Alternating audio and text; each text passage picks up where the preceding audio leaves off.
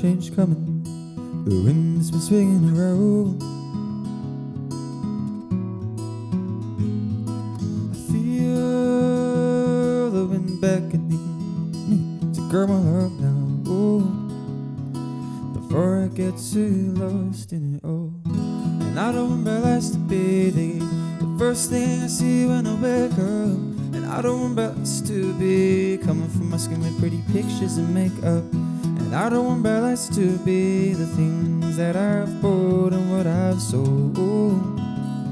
Adventure, here we come.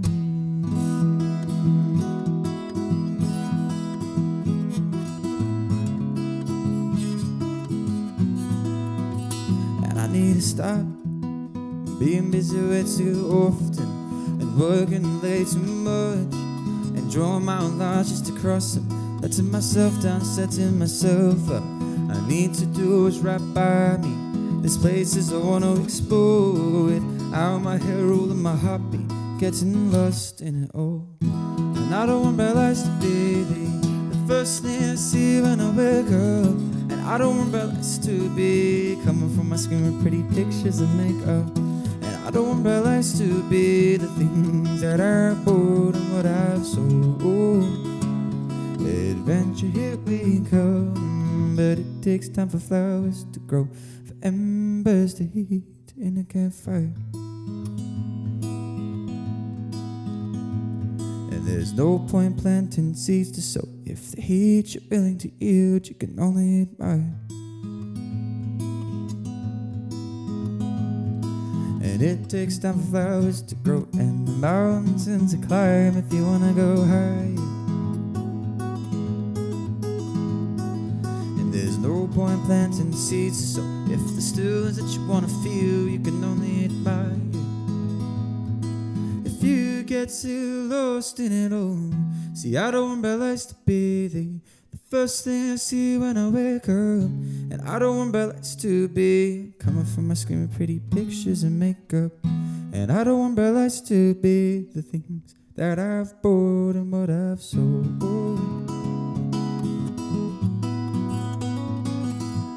I want bright lights to be the morning sun when I wake up. And I want bright lights to be road trips and love songs and things that make your heart strong. And I don't want bright lights to be the things that I've bought and what I've sold. Adventure, here we come.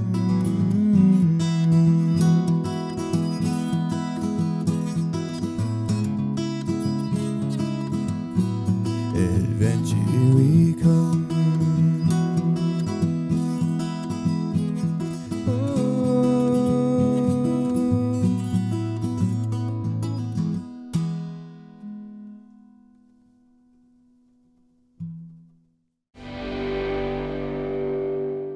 Ziggy, welcome to The Right Note. Thank you very much for having me. And thank you for playing Bright Lights, which is off Laps Around the Sun, your latest album.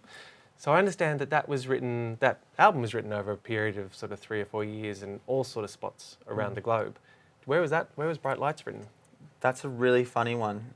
I started writing that song in like the kitchen living room area of an Airbnb in Dublin, in Ireland. It's where I have this kind of memory of sitting there playing that song in the kitchen. And then I found the chorus at an airport. I had that moment and found the chorus at an airport, kind of waiting for a flight. I was like, oh, that's it. And then wrote the first verse in Spain, in Barcelona, and then the second verse when I got home to Australia. So it really took a massive amount of travel for that song to come to life. Is it influenced by those different places?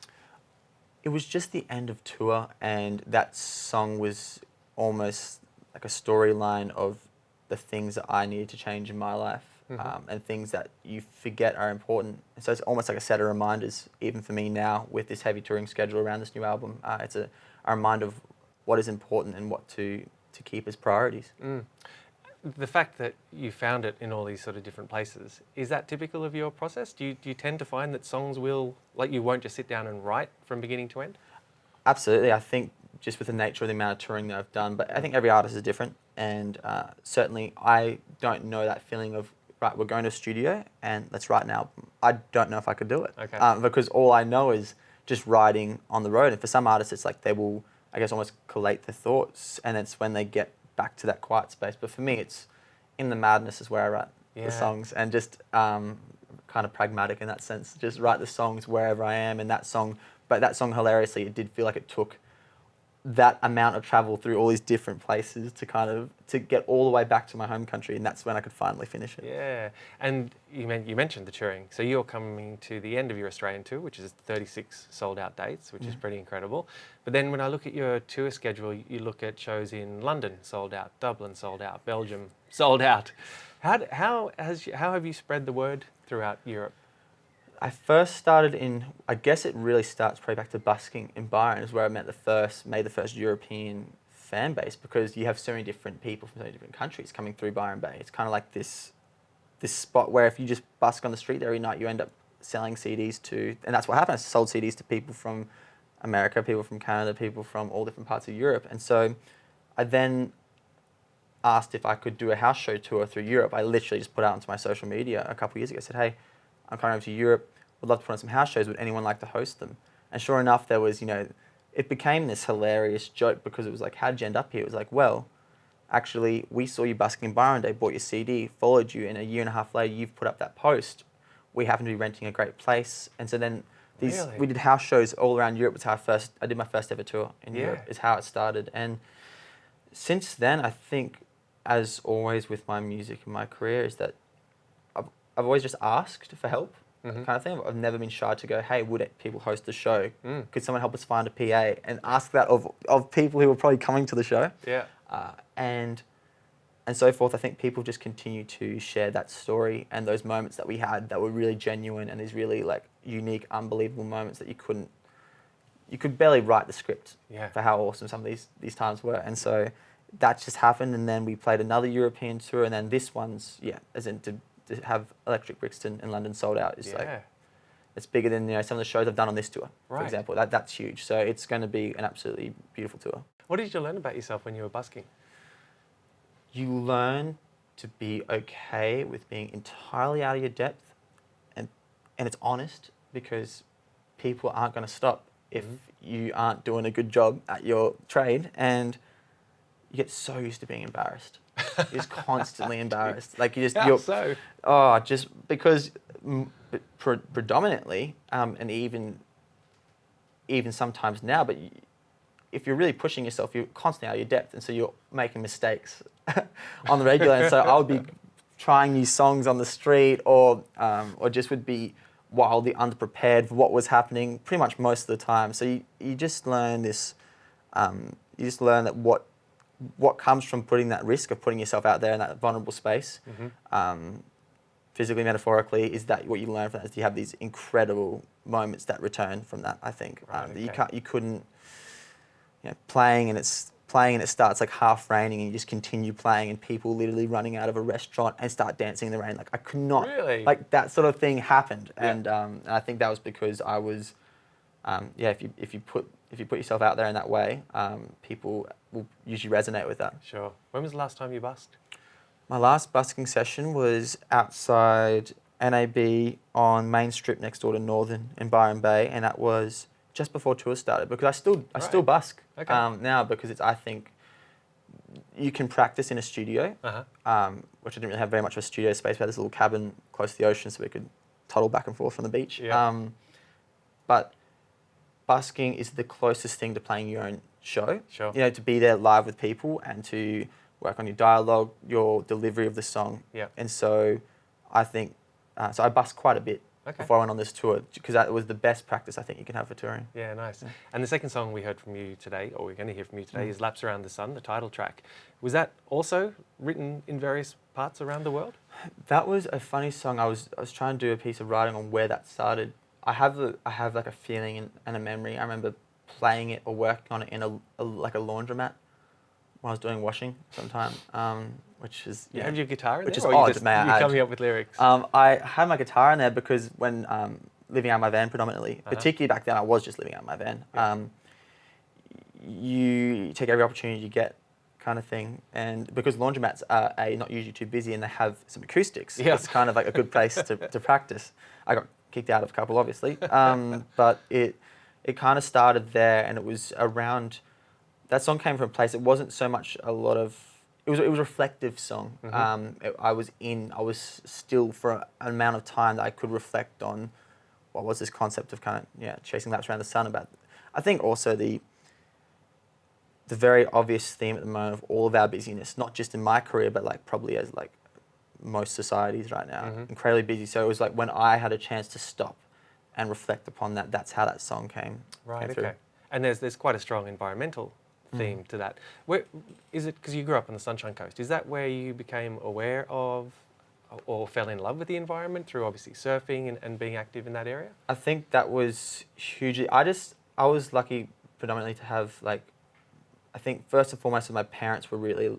They weren't environmentalists, so to speak, but they were really encouraged us to have eyes wide open to things that were happening. I think that was a really great base. There was no bias, so just have your eyes open to what's going on. And so I remember probably being about 13, and they wanted to put a desalination plant just off, literally off the beach where we lived. And that was a really funny thing because, there's one side to it. There's a great starting point. One side to it's like you're trying to create water. So that's meant to be a good thing, right? But with the way a lot of desalination plants are run, costly, environmentally detrimental, et cetera. And so that was probably the first time that like my ears perked up and I was like, well, got to try and do something about it. And it's a forever learning process.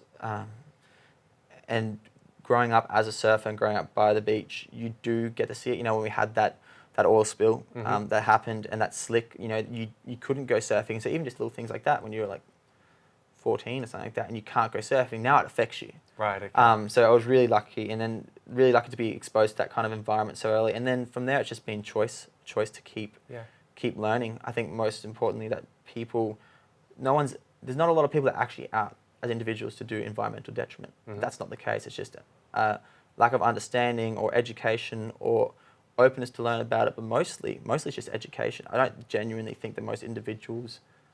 I think and that's what's happening now, is people are learning and they are changing their habits day to day. So Laps was a really, for that song to be playing it here today, to have it played on radio, for me, it was like a personal song. I was like, it's a song with a very strong environmental message, and I didn't think that would be one of the undoubtedly most popular songs off the record. So to even have that happen just kind of shows, I think, a telling of the times, and that there is definitely change coming. Yeah, and there's real intimacy to some of your music. Do you have any techniques in the studio to really capture that? Because studios can be quite sterile places. I couldn't agree more. We do. I worked with Mr. Garrett Cato probably since 2015 for the last 3-4 years now, and we just generally don't record in studios. Okay.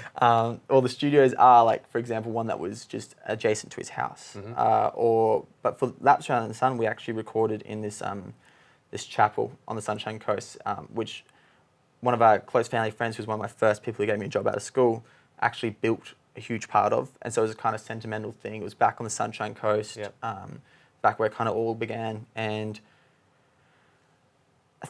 for Garrett and I, particularly, it's a feeling with the song. It's, if you ask me to try and get it perfect, like, good luck kind of thing. Like, I'm not trying music. I got my buddies who can do that sort of stuff, but for me, it's got to be like a feeling. And so that intimacy you're talking about was like just the fact that kookaburras took off before the song, and then there was like children laughing, or there was the rain that happened to start pouring. We just opened the door of kind of like the cabin studio kind of thing just to get the rain in. So those little things for Garrett and I are far more important than the plainness of it. Even the way we've recorded, some of the gear that we use, like you have to like turn it off every now and then because it gets too warm, and like give it a bit of a rub and say, come back. And it's got to be a feeling for Garrett and I. I'm really lucky that he gets that. We're both on the same page, because you can get a perfect take, but if it doesn't have feel, and we were both pretty particular in recording Laps or even Bright Lights. At those times, we both had been put in a huge year into our careers, and so those songs were like more relevant than ever. Okay. And then you can kind of sit in that seat and just sing it from the bottom. Yeah, nice. Well, look, Ziggy, thank you once again for coming on the show. Thank you very much for having me.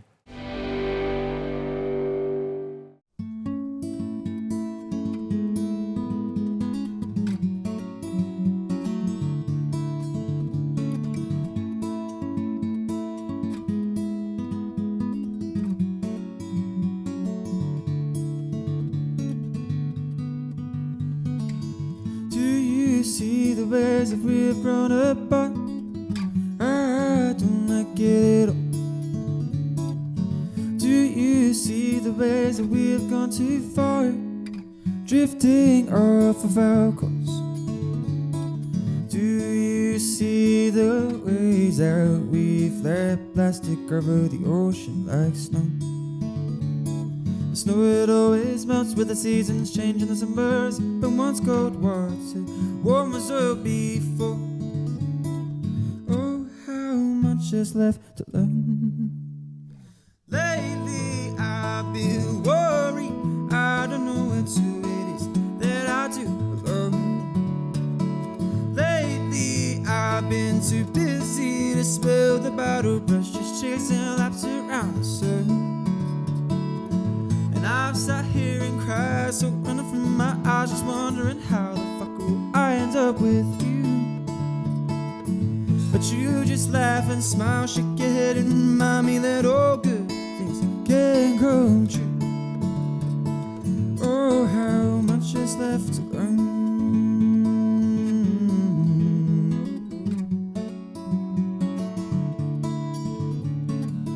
Do you see the ways that we've gone too far? We need now more than ever before to come together and put our differences apart. Stop drifting off of our course. Do you see the ways that we need our reefs just like our trees along the shore? And if it knows you'll help, cause half of what we breathe in for ourselves is out of sight and on the ocean floor. Oh, how much is left to learn? Cause lately I've been worried, I don't know where to it is that I do belong. And lately I've been too busy to spill the bottle brush, just chasing laps around the sun. And I've sat here and cried, so running from my eyes, just wondering how the fuck will I end up with you? But you just laugh and smile, shake your head and remind me that all good things can come true. Oh, how much is left to learn? I say, oh, how